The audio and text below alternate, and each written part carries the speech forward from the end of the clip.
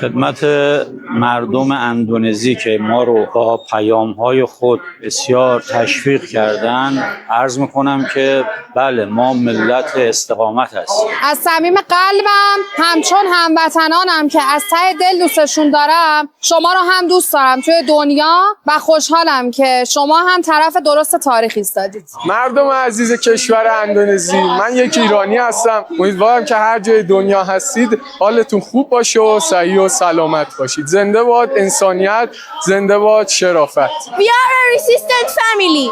Thank you for your support. من تشکر میکنم از تمام مردمی که با ما همدردن و به ما پیام میدن برای این مقاومتمون. پیام شما به ما رسید. ممنونم به عنوان یک نماینده از یک کشور. حرکتی که ما کردیم شروعش بود برای دفاع از حق. من از شما برادران و خواهرانی که نمیشناسمتون اما با ما ابراز همدردی کردید و به ما قوت قلب دادید تشکر میکنم. 40 چند روز تو خیابونا هستیم، بازم میام تا پیروزی دهایی. مرسی که از ما حمایت میکنیم، ما هم با شماییم. ما همه شما رو دوست داریم. به امید خدا ما پیروز میشیم. ایران همیشه پیروزه. مردم اندونزی ممنونیم. ممنون که از ما حمایت کردیم. ما 40 سال تحریم بودیم، 40 سال دیگه هم تحریم باشیم، دست از این کف خیابون اومدن نمیکشیم. تا آخرم استوار وای میستیم. باید وایسین مثل ما پیروز میشین. آخر همه چی با ماست، با شماست. مطمئن باشین پیروزی با ما هاست. من به عنوان یک ایرانی افتخار میکنم به ایرانی بودنم و امیدوارم شر تمام کافران از روی زمین برداشته شه، نه فقط برای ایران. برامون دعا کنید، انرژی خوب بفرستید. Amerika Serikat,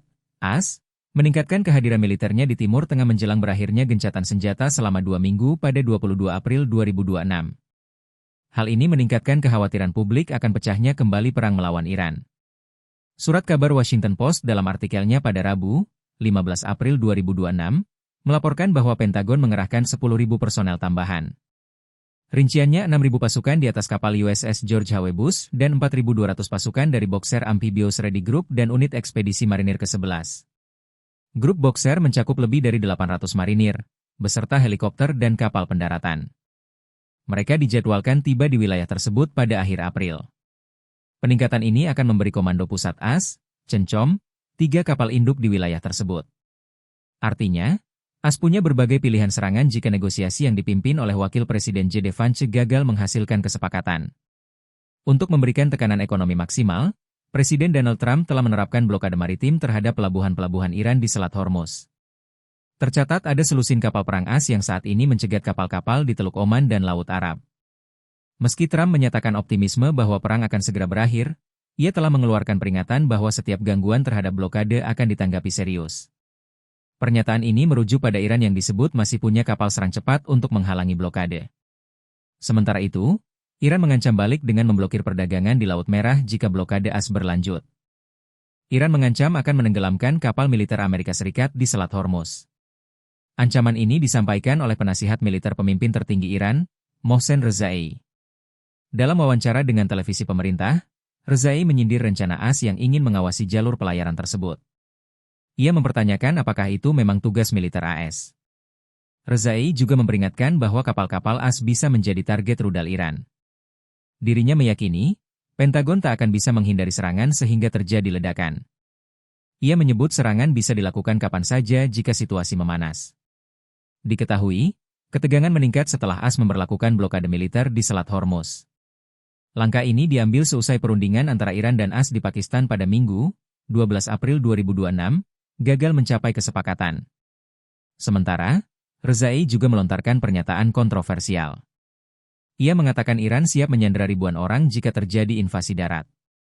Nantinya setiap satu sandera pihaknya akan meminta uang $1 miliar. צה"ל נמצא מזה מספר ימים בהפסקת אש מול איראן בהתאם להנחיית הדרג המדיני. אנחנו עוקבים בצורה אדוקה אחר הנעשה באיראן ואחר המשא ומתן שמתנהל. אני רוצה להדגיש, צה"ל ערוך היטב בהגנה. אנחנו ערוכים לחזור לתקוף באופן עוצמתי, במהירות, במידה ונידרש לכך. אתמול הודענו על נפילתו של רב סמל מתקדם במילואים, אייל אוריאל ביאנקו, בן 30 מקצרין, מגדוד 53 בחטיבה 188. יהי זכרו ברוך. אייל נפל בקרבות בדרום לבנון בעת שהגן על מדינת ישראל. אני משתתף בצער משפחתו.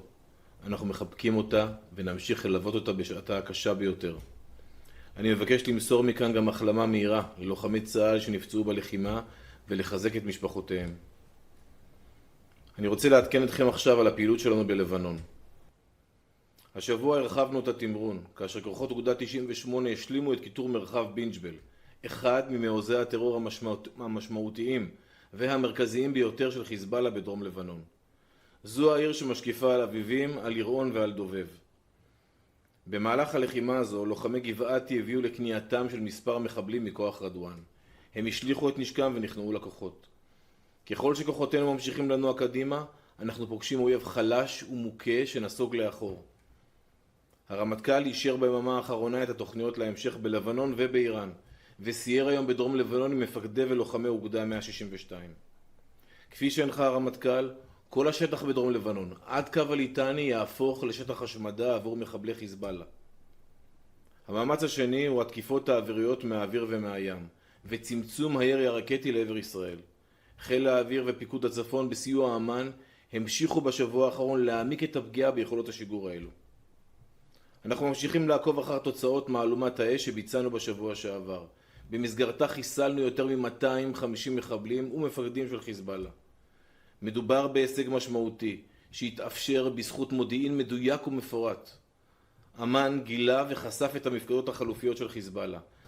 טוב, לחלק הראשון, אנחנו פירטנו מספר פעמים לאורך הדרך. בצה"ל חסרים כל העת בין 12 ל-15 אלף חיילים, מתוכם בין 7,000 ל-8,000 לוחמים. חסרים בצה"ל, זה המצב. במידה ולא יוסדר החוק להארכת השירות, אנחנו בינואר הקרוב, ינואר 27, נרד ל-30 חודשי שירות. המשמעות היא עוד פחות אלפי לוחמים בצה"ל, מעבר למחסור שדיברתי עליו קודם, והמשמעות היא פחות פלוגה בגדוד. על זה המשמעות של אלפי לוחמים. אנחנו צריכים עוד לוחמים, צריכים עוד חיילים בצה"ל. זה החלק הראשון. צריך לחוקק את העניין הזה, את הארכת השירות. בנוסף לזה צריך להסדיר את חוק המילואים, שהוא לא רלוונטי, הוא נועד לעידן הקודם. בעידן הזה צריך לסדר אותו כדי שייתן מענה ראוי ללוחמים, לאנשי המילואים וגם לצה"ל כולו ולמשימות שלו, בשעה שמנעד המשימות מתרחב וגדל. וזה לגבי החלק הראשון. לגבי השאלה השנייה, אנחנו בצה"ל מאז תחילת המלחמה בשנתיים וחצי האחרונות משרתים שירתו מאות אלפי אנשי מילואים. ברגעים אלו משרתים כ-130,000 אנשי מילואים. זה דור מדהים שצריך להוקיר אותו, עם ישראל צריך להוקיר אותו. מלחמה היסטורית שלא נראתה בתולדותינו, ובטח צה"ל צריך להוקיר, וכולם ראויים להוקרה, אנשי המילואים האלה. אני מחזק את תושבי הצפון שממשיכים לעמוד איתן. במקביל כוחותינו ממשיכים להכות בחיזבאללה. הלחימה מתמקדת בבינג'בל. בינג'בל זו הייתה בירת חיזבאללה בדרום לבנון. זה המקום שחסן נסראללה אמר לפני 26 שנים, הישראלים הם קוראי עכביש. אנחנו עומדים להכריע את בינג'בל, אנחנו עומדים בעצם לחסל את המעוז הגדול הזה של חיזבאללה. במקביל נתתי אתמול הנחיות לצה"ל להמשיך לעבות את אזור הביטחון, וגם לפרוס אותו מזרחה למורדות החרמון, כדי שנוכל לעזור עוד יותר טוב לאחינו הדרוזים בשעת מצוקה. במקביל אנחנו מנהלים משא ומתן עם לבנון. המשא ומתן הזה לא התקיים 40 שנה ומעלה. זה מתקיים עכשיו כי אנחנו מאוד חזקים והמדינות באות אלינו, לא רק לבנון. במשא ומתן עם לבנון שני יעדים מרכזיים. אחד, פירוק חיזבאללה, ושניים, שלום בר קיימא. שלום מתוך עוצמה. ויש עוד דבר כמובן. ידידינו האמריקנים מעדכנים אותנו כל הזמן על המגעים שלהם עם איראן. המטרות שלנו ושל ארצות הברית זהות. אנחנו רוצים לראות החומר המועשר מוצא מאיראן, אנחנו רוצים לראות ביטול של יכולת ההשערה בתוך איראן, וכמובן אנחנו רוצים לראות את פתיחת המיצרים. מוקדם מדי לומר איך הדבר הזה יסתיים, או איך הוא אפילו יתקדם. ולקראת האפשרות שהלחימה תחודש, אנחנו ערוכים לכל תרחיש. Kelompok perlawanan Islam di Lebanon menerbitkan rekaman penembakan jatuh pesawat tak berawak tentara pendudukan Israel jenis Hermes 450 Zik. Drone diserang di wilayah udara Asia di Lebanon Selatan dengan rudal permukaan ke udara. Media militer juga mempublikasikan rekaman operasi yang menargetkan Bara Kiryat Shmona dengan serangan roket.